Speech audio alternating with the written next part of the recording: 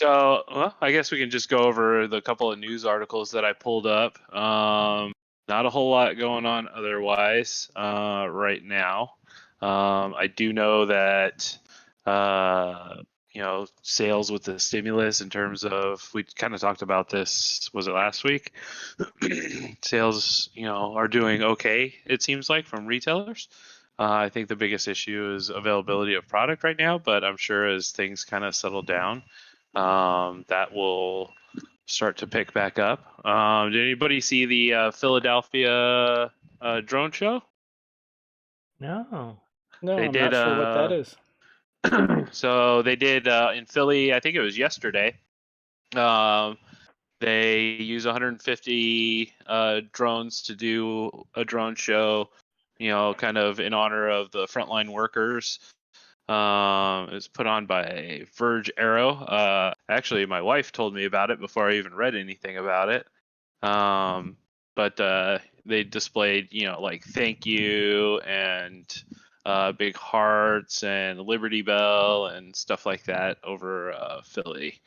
So I thought that was super cool. And definitely a good use of the technology there. So I know a couple weeks ago we talked about there was a company using drones to start detecting pandemic or social distancing. They scrubbed that due to privacy, and I want to say they did that like the day after I talked about it. Not saying I was the cause or anything. You have such influence. Not taking credit at all. No, I'm just kidding. But yeah, so that looks like it got scrubbed due to privacy concerns. So, which is, something we definitely talked about. So that was pretty cool. And then let's see. We've got UPS is going to start CVS prescription delivery in Florida. Yeah, there's a whole community down there, right? Yeah, it's let's see, the Villages, largest retirement community in the United States. So there's 135,000 residents of the Florida community. And they're using the M2 drone from, let's see if I can, Matternet, specially designed to deliver packages. Let me drop, I think. Did you hear that UPS is laying off 10% of their workforce? I did not hear that. I was hoping that their drone team is not impacted. I have not looked at the UPS press release to see if they provided any detail. Huh, interesting. Yep, it is interesting from a perspective of, wow, online shipments are, appear to be still going, but obviously not from, it looks fine from an anecdotal perspective, but apparently the bottom has dropped out. Yeah, that would make sense. Yep. So this article was interesting. It has a couple different sources. The one I picked is from New Atlas. University, it was, let's see, from, oh, good grief. Martin Luther University in, excuse me. Oh, good grief. In Hale Wittenberg. I don't know if that's Germany. I think that's Germany.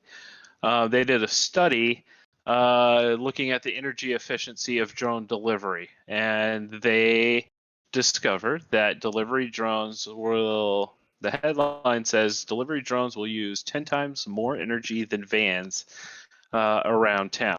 So they basically are saying the more population dense an area is, the more energy, or the less energy efficient drones are at delivering things. For the basic simple reason is that a van can carry, hundreds of packages at once. But when it comes to rural areas where there's more distance between customers, UAVs tend to be kind of catch up, not really be more energy efficient, but catch up. So Let me drop that in here. So definitely an interesting study that might kind of start to curtail the drone delivery. Yeah, it's curious. I would never have thought that energy efficiency was even top of mind. To me, it's all about when you absolutely, positively need to get the delivery done. Whereas in the city, we've been, couriers are still used in in New in York, Washington, yeah. in Washington D.C. and Manhattan, and even with the advent of electronic communication, it's still around. So a Yep. drone for that, prices, it's like selling a broker a workstation. You can cost justify your broker's workstation in 10 to 15 seconds, and that's a $20,000 workstation. So Yeah. so I would It's suggest definitely that interesting. that's it's an interesting article that they would take an energy view on it. And I mean, they break it down by UAV, a diesel vehicle, and an electric vehicle. So, and it basically just breaks down to the more populous or population dense an area is, the less efficient it is, because it basically boils down to number of packages. Sure. But They definitely an must interesting study. they must never have dealt with crosstown New York or trying to get across the Beltway in DC. Right. Those efficient German autobahns, I guess. So the other one that was interesting, and this is from Drone DJ, was and several other sources, but U.S. government says blockchain could make drones safer. So that was interesting, considering some of the people we know. So they basically are saying a lot to keep track of with drones, especially ones that are carrying packages. Let's see, blockchain-based flight recording. Flight data would be streamed and recorded to the blockchain. If there's any accident, regulators would know that they have the true, unaltered report of where and how the drone flew. They wouldn't have to request it from the operator.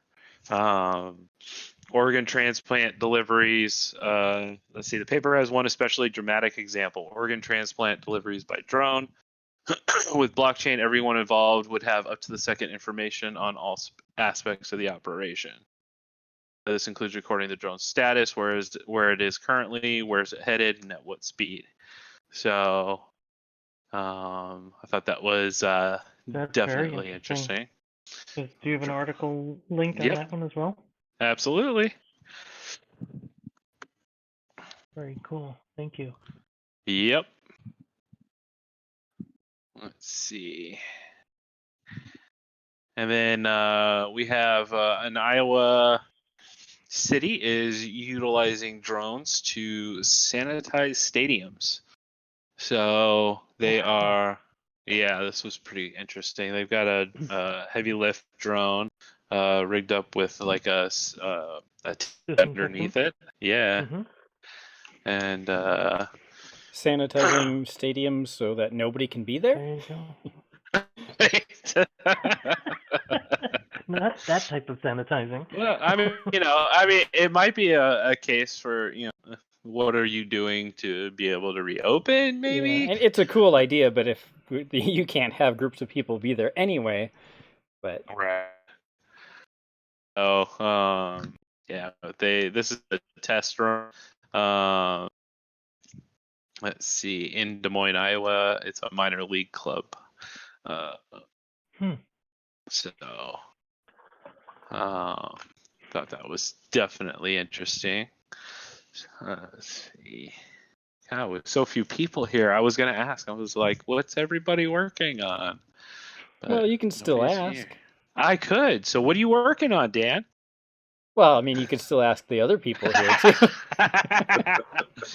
So, Steve, you got anything cool going on?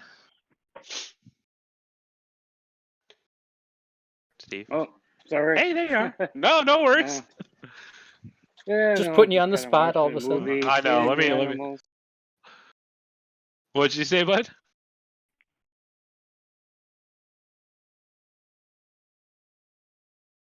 I think you said something about feeding the animals, maybe. Oh, But gotcha. we were talking over each other. Gotcha. UAV Tech, you got any good projects in the works right now? Yeah, there's a couple interesting little things going on. What you got? Anything you want to share?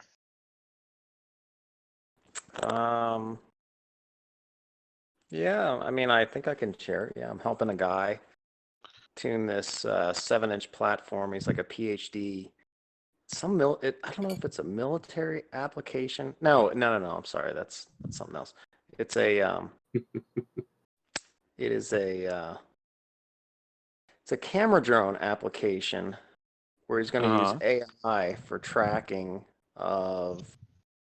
So right now, camera drones use sonar and stuff like that, but he wants to do it completely based on the FPV feed and AI he's working on built into it. So it wouldn't have, so obstacle avoidance would be all through the camera.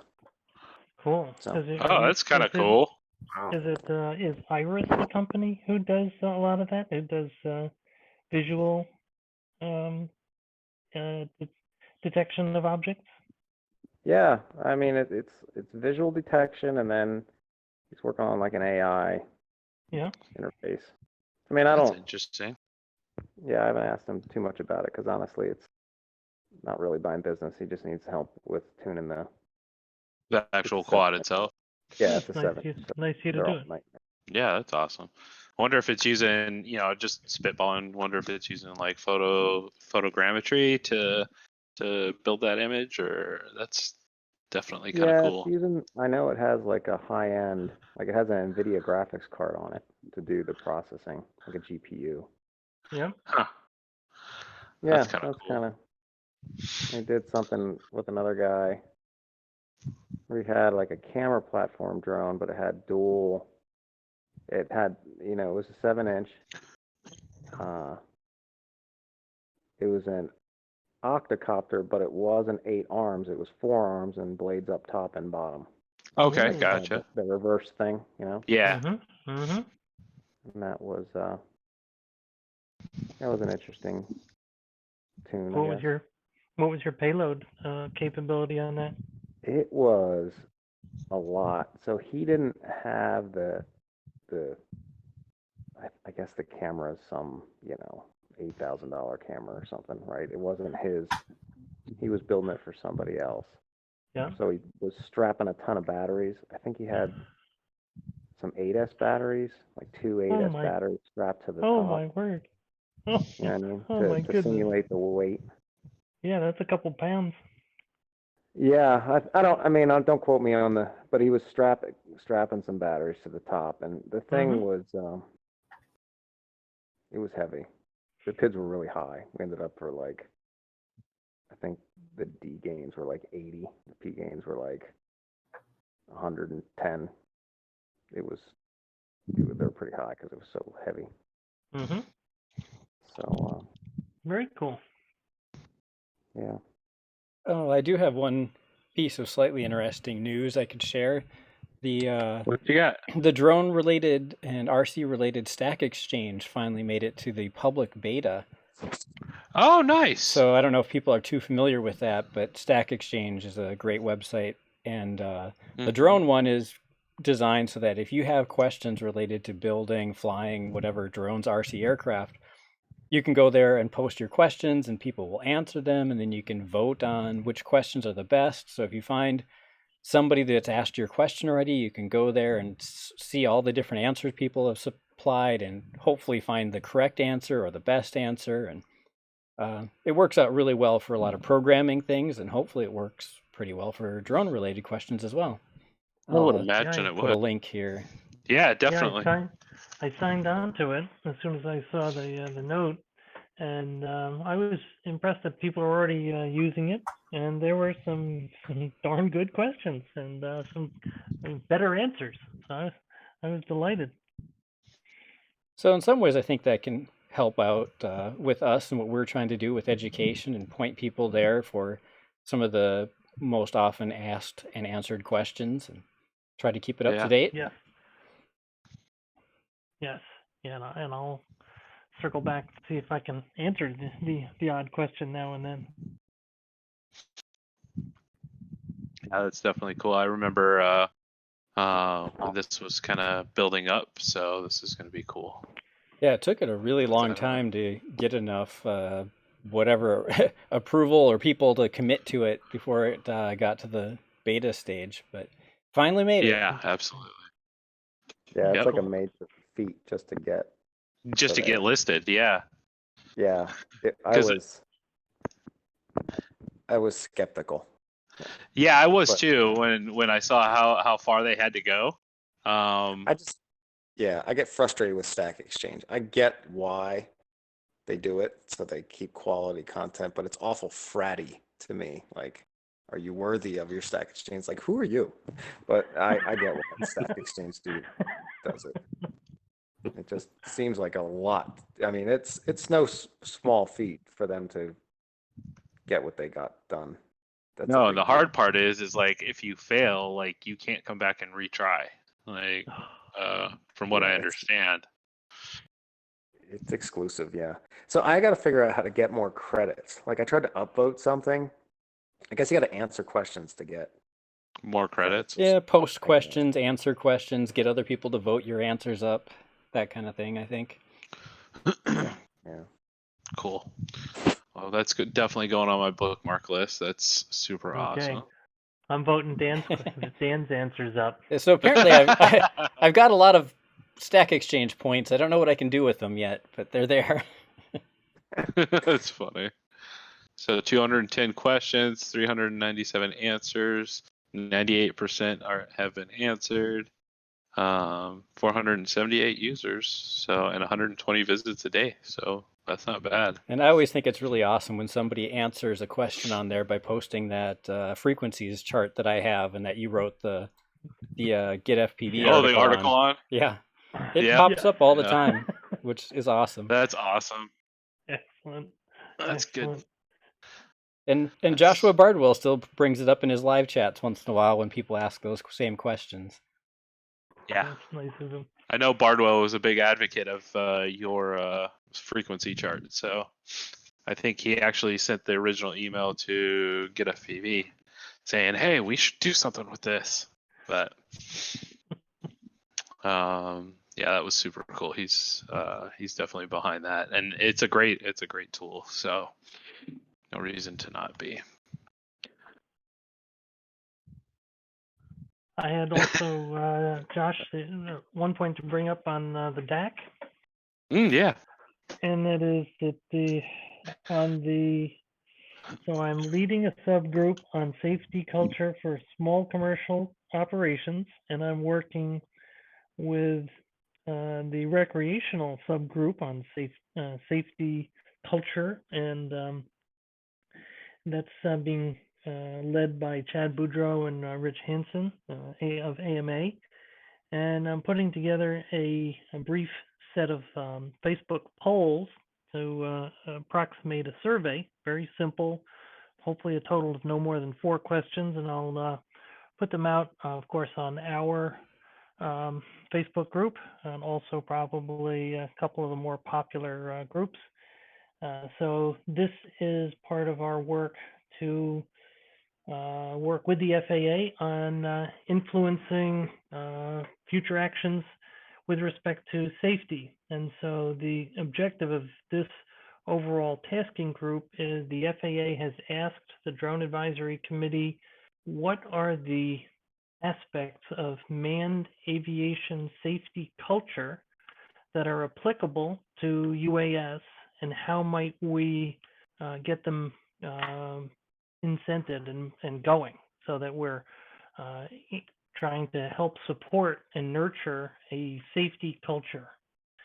And so it's in fact getting quite interesting. It's I'm learning quite a bit about the manned aviation safety culture, about how it's very different from what it was 40 years ago, when there was a lot of skepticism and a lot of distrust between manned aviation and the FAA. And now there is a reasonable trust between the two.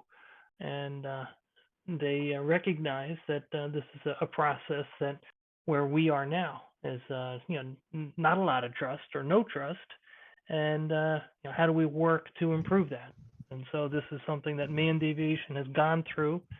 Hopefully, it won't take a UAS 40 years, which is about where this started. So watch this space, and I'll be penning those polls, and please, if you're listening to this, take a look for those, and that'll go as input into the FAA in June at the next SAC meeting. So that's so that gives a way to kind of their poll on what's going with those. So again, if you're listening, we'll get those posted up. And just be on the lookout for those. It's a good way to get your voice out there. So, very good, very good. So, anybody going out, flying? Dave, you flying? Yeah, I'm flying quite a bit in my yard. There you go. We've had some beautiful sunny days, and it's crisp and lovely here in upstate New York, and so it's been haven't gotten out to our AMA flying field this year. We're going to put some restrictions on that, but in my yard, I don't have to wear a mask, so I'm flying. There you go. It's already summer here, so yeah. The sun has now turned into a death ray, and degrees. Yeah. So I think I'm gonna find something small and ducted to fly. I'm still wearing a hooded sweatshirt here. Aged you. I think it was in the 40s this morning. It did get up to the 60s this afternoon. Yeah, it's like, already degrees here, so. But yeah. Are you Florida? What's that? No, Arizona. Oh. Yeah. My new favorite place I've discovered is Flagstaff. I'm gonna move there someday. Oh, Flagstaff is gorgeous. It definitely is gorgeous. The only thing is in the winter sometimes you'll catch the faint whiff of dog food because a Purina dog food plant is there. But beyond that, it's beautiful up there. It's within spitting distance of the Grand Canyon. I love Flagstaff. It's Flagstaff and Sedona. Those are the two best areas in Arizona. Yeah, temperature seems good. Yeah. It's not too bad in the summer, not too bad in the winter. Yeah. It just seems like it's sunny all the time. But yeah, it is definitely sunny all the time. You do get snow in Flagstaff, which is great. Doesn't really snow in Sedona, except every great once in a while. Phoenix, it snows like once. You get about 10 minutes of snow every 10 years. But it does happen. I've seen it a couple of times. Just, you got some really cool areas. I like Jerome, Cottonwood, Flagstaff, Sedona. You can go up north to the canyon. And then you can even go further up north to like Page and stuff like that. So it's definitely a good place to be. So I've got another question I could bring up. Yeah. It's not really a question I have, but it's something I still see almost every other day on Reddit and on YouTube and on Facebook.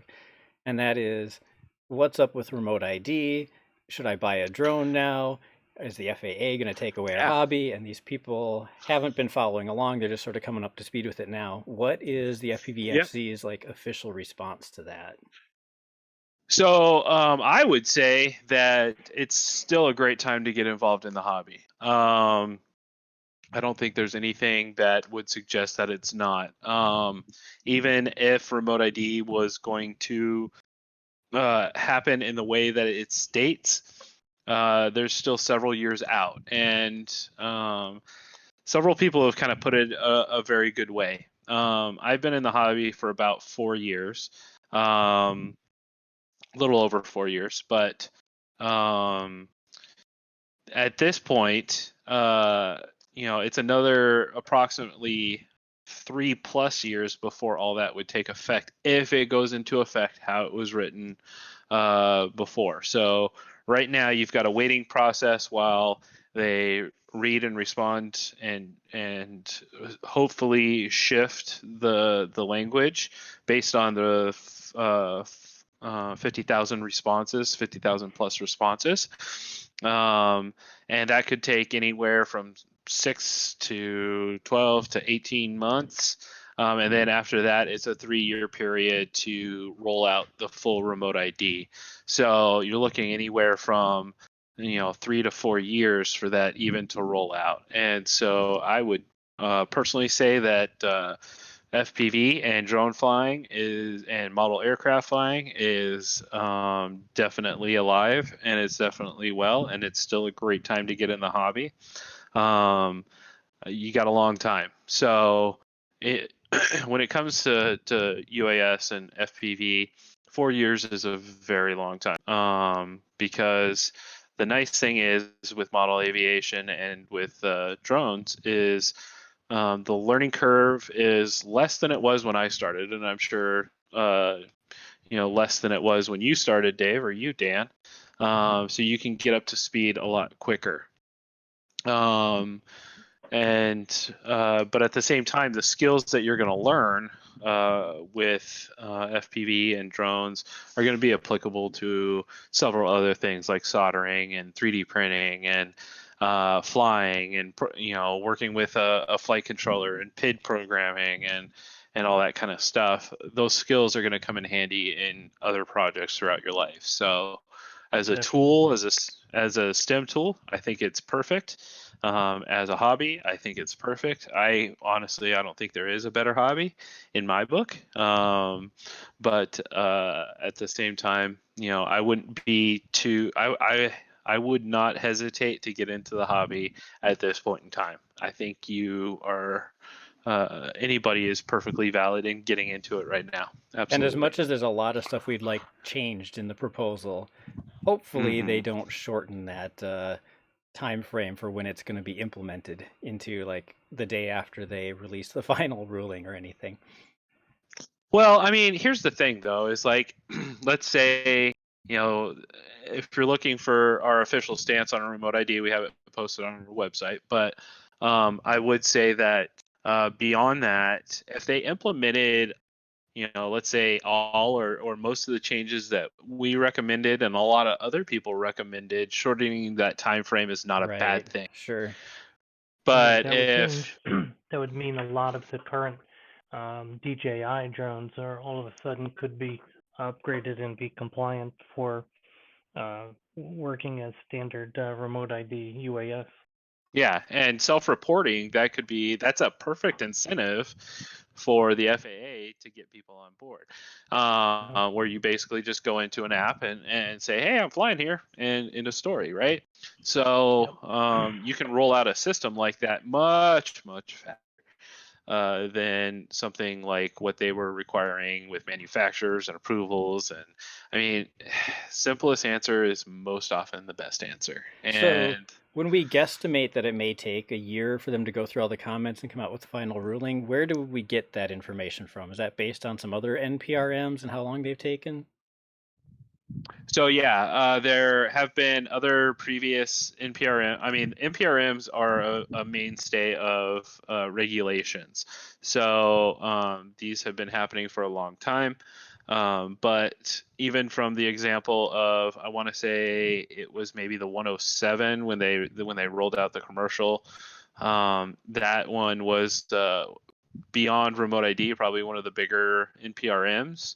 That rolled out in terms of responses and whatnot.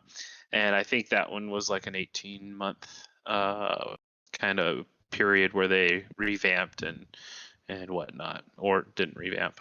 I can't remember what went on that. But NPRMs generally, they're there so that people can provide input, and hopefully they're not existing on a vacuum on a remote ID here. And I feel like I heard somewhere after even the final regulation comes out, there's still a 30-day time frame after that you can complain about it or something like that.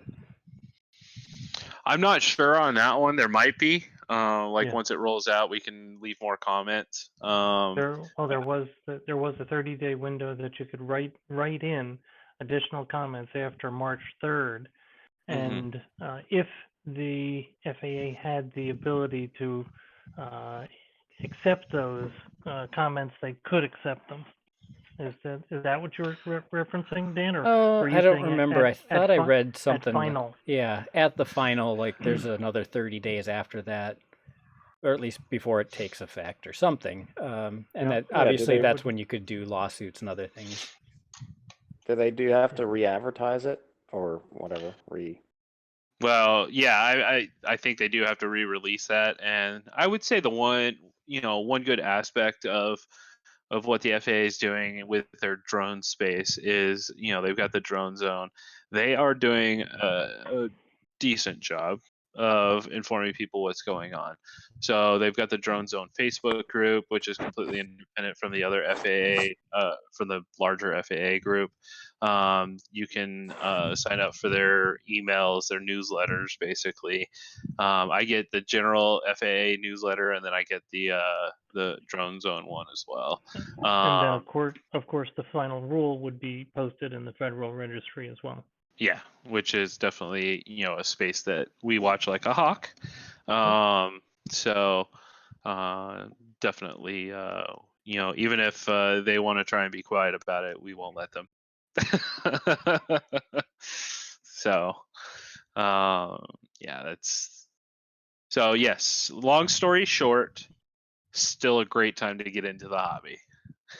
Don't let it stop you. The one thing I would say is check out our website for current rules and regulations so that you're flying within those. Learn how to use Lance. And our website is fpvfc.org. Yep. In case anybody forgot. And that's the funny thing is because I often forget that people listen to this after the fact, and so it doesn't hurt to explain things out a little bit more. So we're learning, we're getting better. But check out our website, and you'll see a lot of information about the current rules and regulations. You'll see our information about remote ID. We have several documents up there. We have our response up there. And feel free to look around for other people's responses. You can go to the Federal Register and view responses there. There's several articles out there on the web, including ones from like DJI and Google Wing and AOPA and several other places. And just definitely check those out. And don't hesitate to ask questions. We've got a Discord here, which there's links on our Facebook too. And, there's a pretty sizable community here that do answer questions. They provide tech support if you need it. And there's several other Discords out there that are happy to help too. So if you're just wanting to get into it, jump in with both feet. So beyond that, anybody else have anything?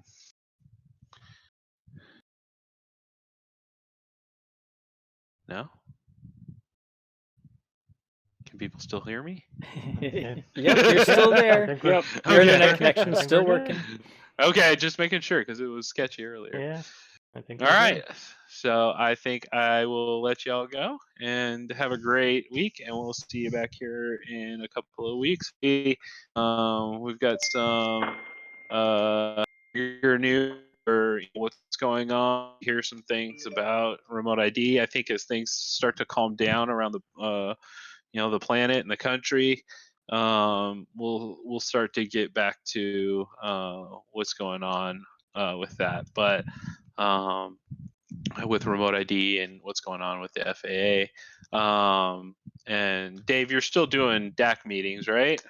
Yes, I am. It's very busy right now. Good. It's like 4 or 5 meetings a week, and so Oh, wow. then there are. This is where the work gets done in the tasking group, and then we're preparing for the June DAC meeting. Okay, perfect. So, any word on when that is or how that's going to be held yet? We heard confirmation that it will be a virtual meeting, Okay. and Good. the rumor I had was on or about 19 June. Awesome. And are you presenting again? Possibly. Okay, perfect. Well, we look forward to that. Hopefully they live stream that as they did the last one. Yeah, I think that's probably a sure thing. I think it was very well received. That was the second time they did it, and because this one's going to be virtual, I think it's easy to do. That's a given. Yep. Yeah, perfect. All right, guys. Well, with that, I will let everybody go. Have a great week. Hope everybody is doing well, and my best to you, your community, your families, and everybody else out there. So have a good night, y'all. See you in Thank 2 you. weeks, I Stay hope. safe. You Yep, bet. absolutely. Take care. You too. Yeah. Bye, guys.